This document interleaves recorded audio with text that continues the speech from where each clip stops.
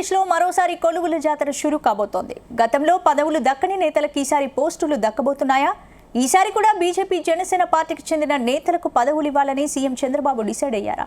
మరి ఈసారి నామినేటెడ్ పోస్టులు దక్కించుకునే నేతలెవరు? Let's watch.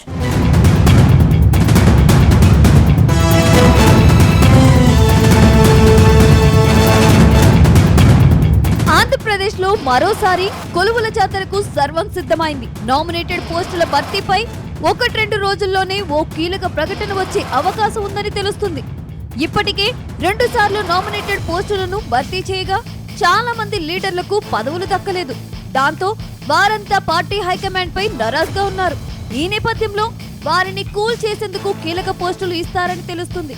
ఈసారి 3 పార్టీలకు చెందిన కీలక నేతలకు నామినేటెడ్ పోస్టులు దక్కుతాయని జోరుగా ప్రచారం జరుగుతుంది.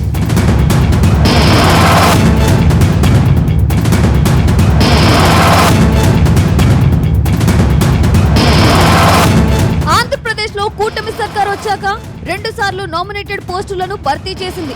తొలి విడతలో 21 మందికి పోస్టులు దక్కగా రెండో విడతలో 59 మంది నేతలకు ఛాన్స్ ఇచ్చారు.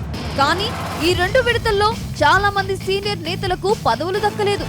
అంతేకాదు గత అసెంబ్లీ ఎన్నికల్లో సీట్లు త్యాగం చేసిన నేతలకు కూడా పోస్టులు దక్కలేదు. దాంతో ఈసారి చాలా మంది లీడర్లు తమకు పోస్టు పక్కా అని ఆశపడుతున్నారు. ఈ నేపథ్యంలో CM Chandrababu, deputy CM Pawan Kalyan భేటీ అత్యంత ప్రాధాన్యత సంతరించుకుంది. ఈ భేటీలో 2 నేతలు నామినేటెడ్ పోస్టుల భర్తీపై చర్చించి తుది లిస్టు ఫైనల్ చేసినట్టు సమాచారం.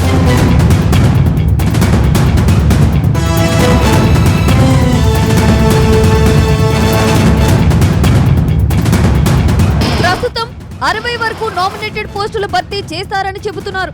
ఇందులో తెలుగుదేశం నుంచి తీవ్ర అసంతృప్తిలో ఉన్న నేతలకు పదవులు ఇవ్వాలని డిసైడ్ అయ్యారట.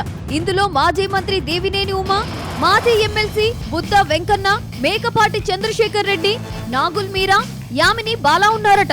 మరోవైపు గతంలో ఎమ్మెల్యే సీట్లు త్యాగం చేసిన నేతల పేర్లు కన్ఫర్మ్ చేసినట్టు సమాచారం.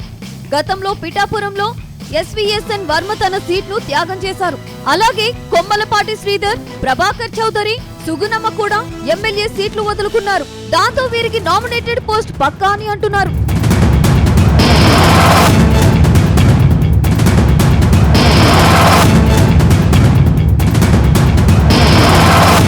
మరోవైపు బీజేపీ, జనసేన నేతలకు కూడా కీలక పదవులు దక్కే అవకాశం ఉందని అంటున్నారు. ఇక బీజేపీ నుంచి పాతూరు నాగభూషణ్, అన్నం సతీష్, కోలా ఆనంద్ కు పదవి ఖాయమని తెలుస్తుంది.